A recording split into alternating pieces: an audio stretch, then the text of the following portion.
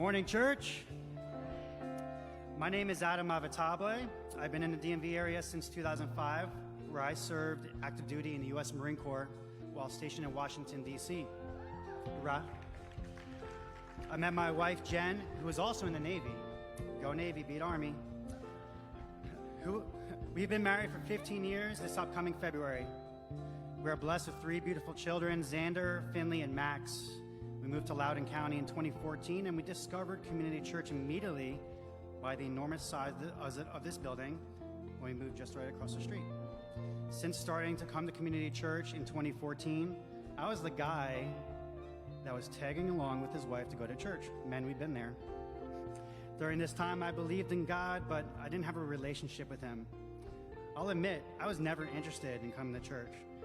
The preached words didn't mean anything to me, and often at times, I would sit in the back of the sanctuary waiting for the service to be over. No matter how passionate Pastor Charlie was in the pulpit. Once the worship set started, I was out the door and ready to go home and watch some football. Because of that mentality, I dabbled in attending Sunday services, and I was not regularly attending church. During most of my adult life, I've struggled here and there. I've always battled with anxiety and had really bad panic attacks for no reason and just dealt with them. I thought I was one of the unfortunate people who just had to deal with anxiety for the rest of my life. Additionally, I was driven by money and success in my career. That was all I cared about. However, I felt empty, and I didn't get fulfillment. I felt like I was living a life without purpose. In 2019, I felt God tugging on my heart, and he called me to the mission field. Even at this time, I still didn't know God, and I had no idea what I was doing or getting myself into.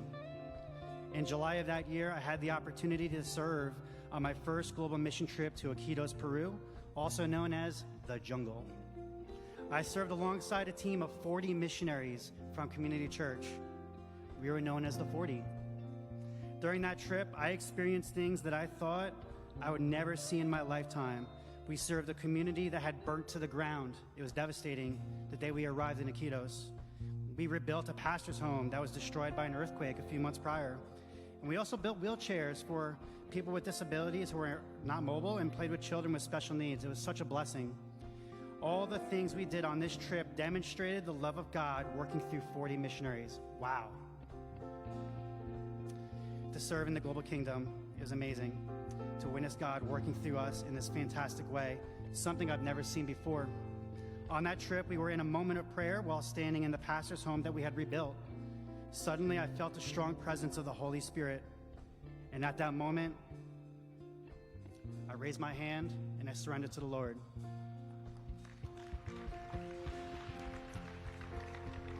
I look at that moment now, and most people give their hearts to Christ in the church.